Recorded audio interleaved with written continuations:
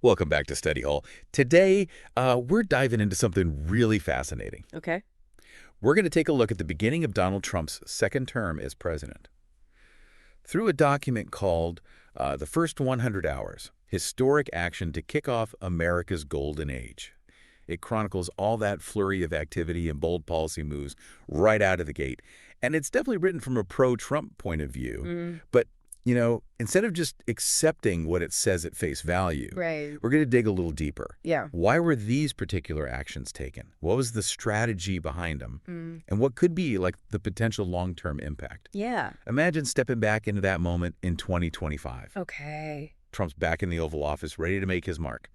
What would you do first Right. to make the biggest impact? That's interesting, isn't it? I mean, this document really emphasizes fulfilling campaign promises right away. Yeah. And we're not talking about long-term strategies or, carefully planned rollouts. It's a rapid-fire succession of actions, all designed to show voters that Trump is a man of his word. Yeah. Declassifying the JFK files, ending the EV mandate, issuing pardons, sending troops to the border. Right. It's a whirlwind of activity all crammed into those first 100 hours. Makes me wonder, though, is that always the most effective approach? It's Does right. speed necessarily translate into Right. positive outcomes? Yeah. Or could rushing into things create unintended consequences? That's a crucial question. Yeah. Think about the pardon of the J6 hostages, Right. as they're called in the document. Yeah. These were individuals involved in the January 6th Capitol riot who were granted clemency. Yeah. It was a move that generated a lot of controversy, with Yeah. critics arguing that it undermined the rule of law and potentially fueled further division. Right. It demonstrates that while acting quickly might satisfy a segment of the population, Yeah. it can also alienate others Right. and raise some serious questions about fairness and accountability. Speaking of potential consequences, Okay. let's shift gears and talk about the economy. Right. This document boasts about a massive economic boon, pointing to over $1 trillion in investments, Wow. huge chunk of which was directed towards AI infrastructure. Mm-hmm. It also highlights efforts to revitalize manufacturing, boost energy production, and tackle housing needs. Okay. On the surface, it paints a picture of rapid growth and prosperity. Now, $1 trillion is an astronomical sum of money. It is. It's crucial to understand where these investments are coming from. Yeah. The document mentions Saudi Arabia expressing interest in investing like $600 billion. Wow. And there's the example of Stellantis restarting a car assembly plant in Illinois. Right? A decision potentially linked to a meeting with Trump just before his inauguration. Interesting. Are these investments coming with strings attached? Yeah. And is this level of growth sustainable in the long run? Right. Is it a genuine economic upswing? Or are we looking at a short-term sugar rush that could lead to inflation Right. or neglect crucial environmental concerns? Yeah. What are the trade-offs involved? Exactly. Yeah. It's important to look beyond the initial excitement and consider the potential downsides. Right. Economic booms can be seductive, but they often come with hidden costs. Mm-hmm. Remember the dot-com bubble of the late 90s? Oh, yeah. Yeah. Rapid growth followed by a devastating crash. Right.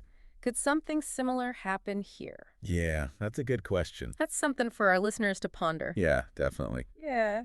Let's move on to energy policy. Okay. The document outlines a pretty dramatic shift away from renewable energy. Right. We see a national energy emergency declaration, Mm-hmm. the rollback of regulations implemented by the previous administration, withdrawal from the Paris Climate Agreement, Okay. and a pause on wind farm development. There's also a big push for Alaska to exploit its natural resources. Right. Plus, as we mentioned earlier, the termination of the EV mandate. This approach prioritizes achieving energy independence Yeah. and lowering energy costs, Nice. which definitely appeals to a certain segment of voters, especially those concerned about rising prices. Yeah. It aligns with that America First ideology that was central to Trump's first term.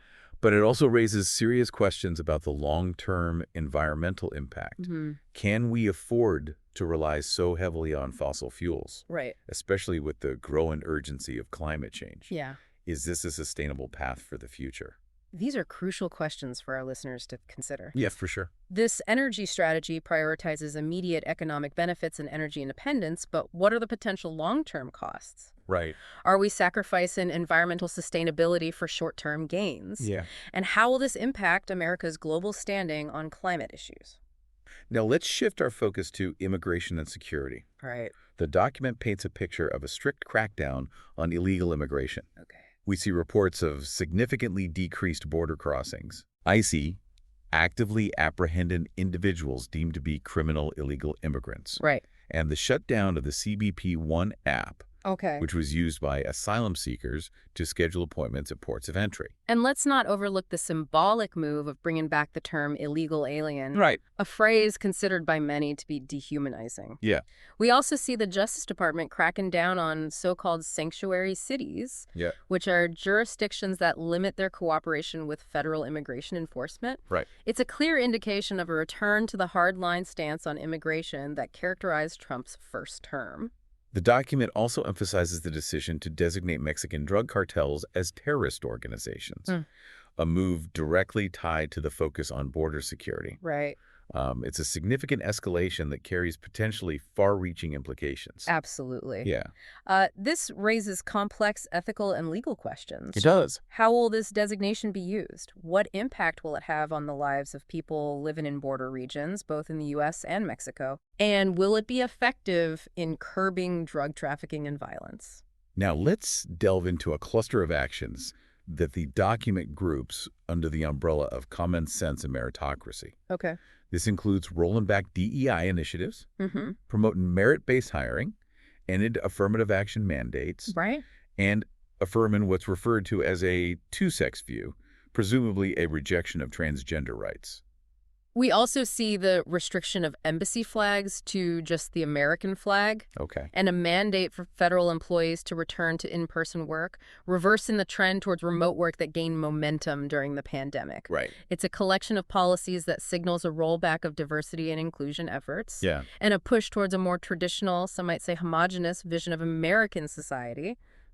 The document links these actions to restoring confidence in government competency, suggesting they are about efficiency and effectiveness, Right. but it's important to consider the impact on the representation of marginalized groups within the government. Precisely. Does a solely merit-based approach truly create a level playing field? Right. Or does it risk perpetuating existing inequalities? Yeah. And how will rolling back DEI initiatives affect the government's ability to attract and retain a diverse workforce? Yeah. These are questions that deserve careful consideration.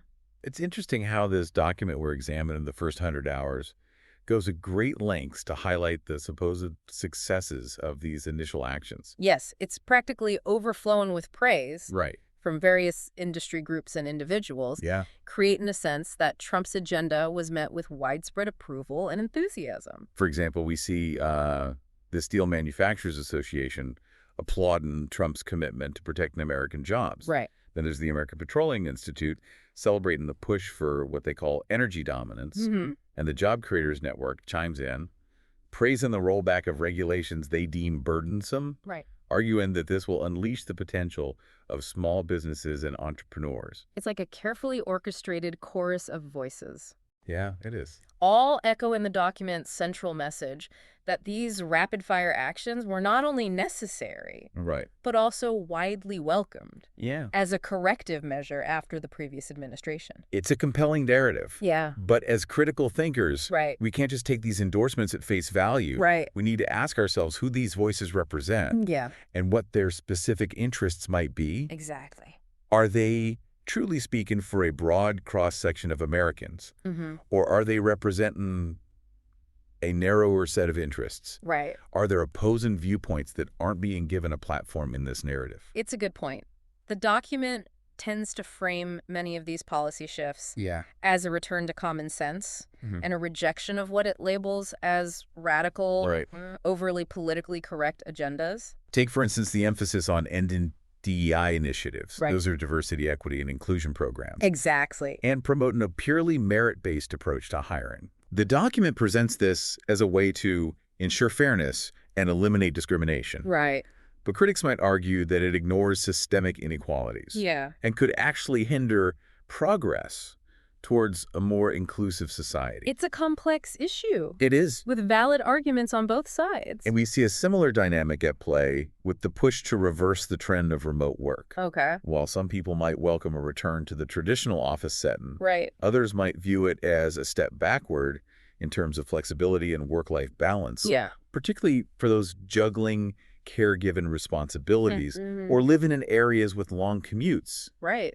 What might seem like common sense to one person can be seen as restrictive or outdated by another. It's a reminder that perspectives on these issues are often shaped by personal experiences and values. Yeah. There rarely are easy or universally agreed upon answers. Right. That's why it's so important to engage with a variety of viewpoints. Yeah. And consider the potential impact of these policies on different segments of society. Absolutely.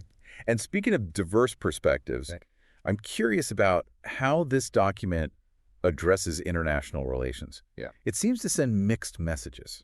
Yes, that's an astute observation. Excellent. On the one hand, there's a strong emphasis on American sovereignty and a willingness to act unilaterally, Right. as evidenced by the withdrawal from the Paris Climate Agreement. Yeah. This suggests a more isolationist approach to foreign policy. But on the other hand, the document proudly highlights Trump securing billions of dollars in investments from countries like Saudi Arabia. Right. And there's the example of the State Department praising Trump's decision to redesignate the Houthis in Yemen as a foreign terrorist organization, a move they claim aligns with the interests of U.S. allies in the region. It creates a somewhat contradictory picture. It does. It seems the administration wants to project an image of strength and independence, Right. while also pursuing strategic partnerships and economic opportunities abroad.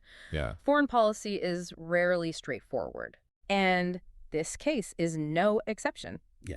It'll be interesting to see how these initial moves shape America's relationships with other countries in the long run. As we continue to examine this document, a clear pattern emerges. Okay. We see bold pronouncements, Mm-hmm. decisive actions, Right. and a narrative that frames these choices as not only necessary, but also widely supported and beneficial. But it's crucial to remember what we discussed earlier. Yeah. The need to look beyond the surface, to question the assumptions presented, Right. and to consider the potential downsides and unintended consequences of these policies. Right. We don't want to just passively absorb the information presented. Mm-hmm. We want to equip our listeners with the tools to analyze it critically and form their own informed opinions. Exactly. The goal of our deep dive is to spark critical thinking, Yeah. not to dictate a particular viewpoint. Right. We encourage our listeners to engage with these complex issues, to seek out diverse perspectives, and to be active participants in the ongoing conversation about the direction of our country. Now, before we wrap up this part of our discussion, Okay. I want to circle back to something we touched on earlier, the pardoning of the so-called J6 hostages. Yes. This particular action warrants a closer look It does. because it really highlights the inherent tension between fulfilling campaign promises Right. and upholding the rule of law. Mm-hmm. These are not always compatible objectives. The document presents these pardons as acts of justice, Right. right? And what it perceives as wrongful prosecutions of individuals caught up in the events of January 6th. But critics argue that these pardons undermine accountability Yep. and set a dangerous precedent. Hmm. They contend that it sends a message that participate in an attack on American democracy can be forgiven if it serves political expediency. Right. It raises questions about the selective application of justice Yeah. and the potential erosion of democratic norms. It's a stark reminder that even seemingly straightforward actions can have far-reaching consequences and spark heated debate about fundamental values. What might be seen as fulfilling a promise to one group Right. can be perceived as a betrayal of justice by another. And it underscores the importance of approaching these issues with nuance Right. and a willingness to engage with different viewpoints. Yeah. We need to move beyond simplistic narratives and grapple with the complexities inherent in navigating such challenging situations. So as we move towards the final part of our deep dive, Okay. we want to encourage our listeners to keep this example in mind. Mm-hmm. Think about how this specific action reflects the broader themes we've been discussing. Yeah, right. The balance of power, Yeah. the role of ideology, Yeah. and the importance of critical thinking. Consider how the events of these first 100 hours might shape the future of American politics and society in the years to come. Yeah, that's a really good point. How will these decisions be judged by history? What lessons can we learn from this tumultuous period? All right, so as we wrap up our deep dive into this whirlwind of activity Yeah. that marked the start of Trump's second term, Let's try to step back and look at the bigger picture. What we've seen through the lens of the first 100 hours is a clear attempt to, Yeah. rapidly implement a very specific vision for America. A vision built on ideas like economic nationalism, Right. energy independence, Mm. a hardline approach to immigration, and a pushback against what the document calls excessive social progressivism. It's undeniably a bold agenda, It is. and one that clearly resonated with a significant portion of the electorate, as evidenced by Trump's return to the White House. But as we've been discussing throughout this deep dive, it's crucial to go beyond the surface level, Yeah. to critically examine the assumptions and potential consequences of these actions. That's the tough questions. Right. To consider the perspectives that might be missing from this narrative. Right. And to acknowledge that there's rarely a simple solution to complex societal challenges. Because ultimately, the lasting impact of these first 100 hours is still unfolding before our eyes. Exactly how will these policies ultimately affect the economy, Right. the environment, Yeah. the social fabric of the nation, and America's standing in the world? Yeah. These are questions that will be debated and analyzed for years to come. And as engaged citizens, it's our responsibility to stay informed, to think critically, and to participate in shaping the kind of future we want to see. So as we conclude this exploration, Okay. let's try a little thought experiment. I like it. Go on. Go ahead. Imagine a historian in the future, maybe 50 or 100 years from now, Okay. looking back at this moment in time. Hmm. How do you think they'll interpret these first 100 hours? Right? Will they be seen as a decisive turning point, a bold course correction for a nation adrift, Yeah. or a reckless gamble with unforeseen and potentially disastrous consequences? It's impossible to say for sure, of course. Yeah. The full story hasn't been written yet. But by engaging in thoughtful dialogue, by considering a multitude of perspectives, Right. by challenging our own assumptions, And by holding our leaders accountable for their choices. we can each play a role in shaping that narrative, Yeah. in ensuring that the future unfolds in a way that benefits all Americans, not just a select few. Well said. Thank you for joining us on this journey of exploration and critical analysis. We hope you found it insightful, Yeah. thought-provoke, and perhaps even a little bit unset. For sure. So, Remember, the pursuit of knowledge and understanding is an ongoing process. Never stop questioning. right. Never stop challenging your own assumptions. Yeah. And never stop diving deep into the issues that matter most to you. Until next time, stay curious.